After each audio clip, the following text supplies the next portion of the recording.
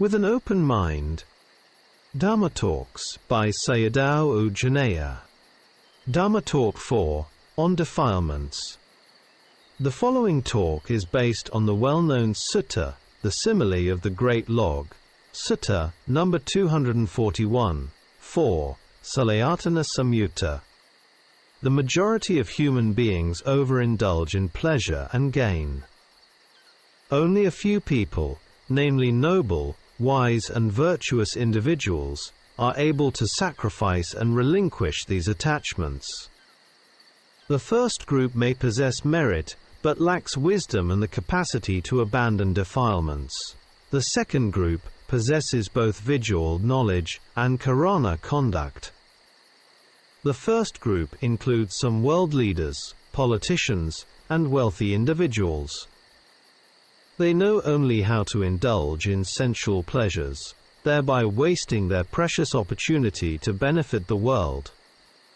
Therefore, in the present world there are many problems and much suffering.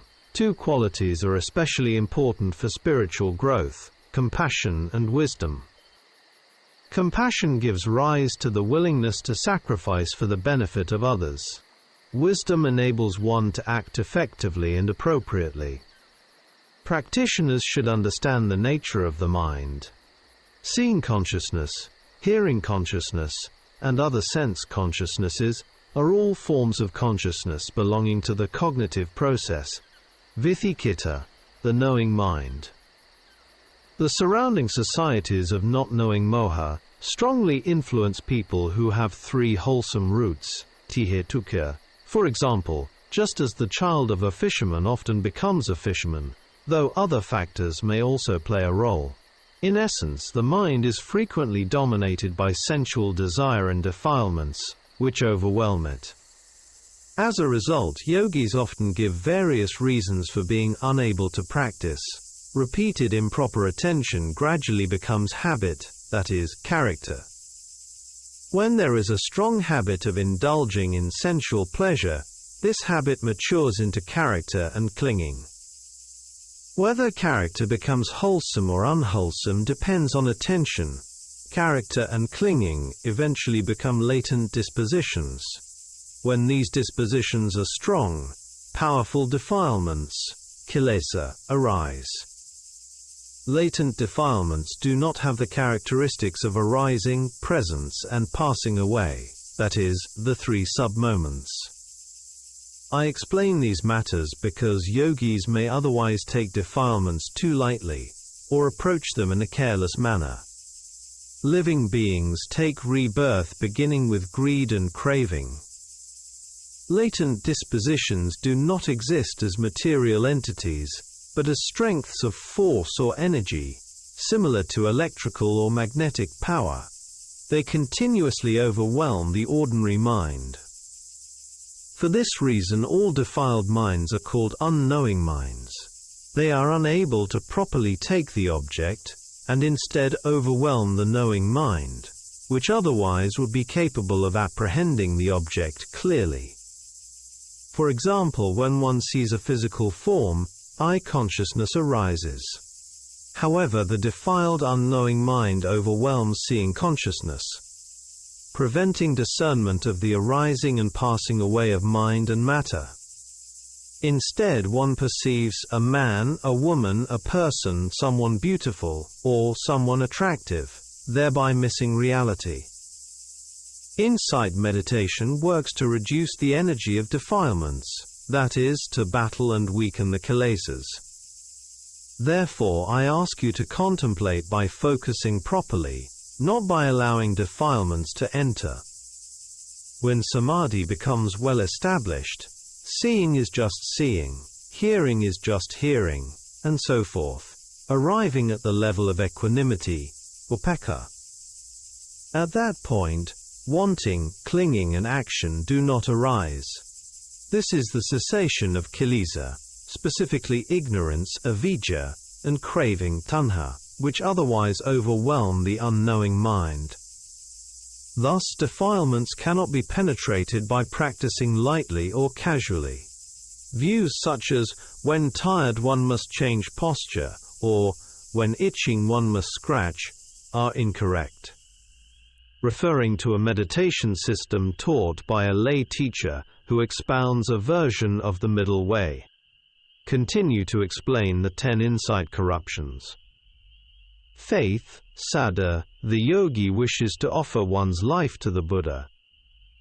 Effort, virya, with strong effort, the yogi does not wish to sleep and is able to continue contemplation. Mindfulness, sati, with strong sati, the yogi is unaware of time passing and may even continue contemplation within dreams, resuming contemplation immediately upon waking. The simile of a log sinking in the middle of a river means that even though the yogi does not cling to self or others, one may still cling to one's practice of Dhamma itself. When samadhi and jnana develop, experiences such as light, rapture, and tranquility may arise. Yogis may not contemplate it and take it as realization. Body light can appear, and yogi takes it as realization of path and fruit. Sometimes yogis fall into sleep and mistakenly believe this to be the cessation of suffering. See the explanations of wrong cessations in Sayadaw Jhaneyya's talks. Rapture, piti, gooseflesh may arise. Tranquility, passaddhi, the yogi can sit longer because body and mind become calm. Happiness, sukha, body and mind feel pleasant. Knowledge, jnana, when knowledge becomes sharp, employed for criticism or judgmental analysis, it misses the essence of phenomena and becomes entangled in excessive reflection. The simile of the great log being lifted onto higher ground refers to conceit, mana. Because of one's experiences, one may look down on others and become conceited. Reflection, some reflections on Abhidhamma. I have found that knowledge of Abhidhamma teachings, together with the study of the suttas, brings great benefit. Abhidhamma provides the supportive conditions for understanding the suttas more penetratively and profoundly. However, there are some scholars and Buddhists who believe that Abhidhamma was not taught by the Buddha and therefore should be neglected, and they even encourage others to adopt the same view. Sometimes it is quite astonishing to see that some people lack basic common sense. What kind of human beings, philosophers, scientists, politicians, economists, or religious leaders, could independently discover and expound Abhidhamma? According to the records, only the Buddha was capable of doing so.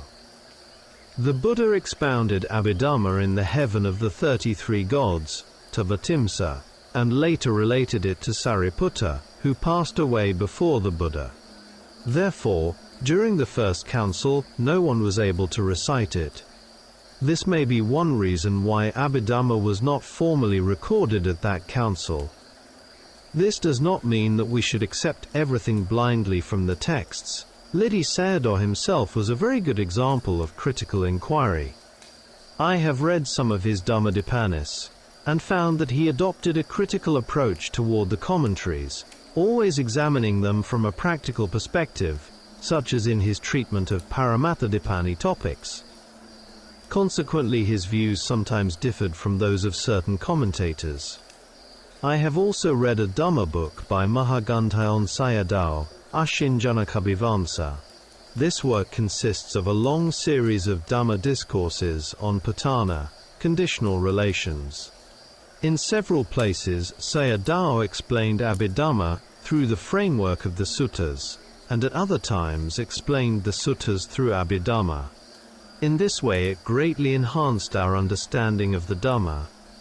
For the realization of Dhamma, the teachings of the suttas alone are sufficient. However, I have never encountered anyone who studied Abhidhamma and became stupid or deluded. On the contrary, such people tend to develop bright and sharp minds, as seen in figures such as Ledi Sayadaw and Mogok Sayadaw. The opposite result can also occur.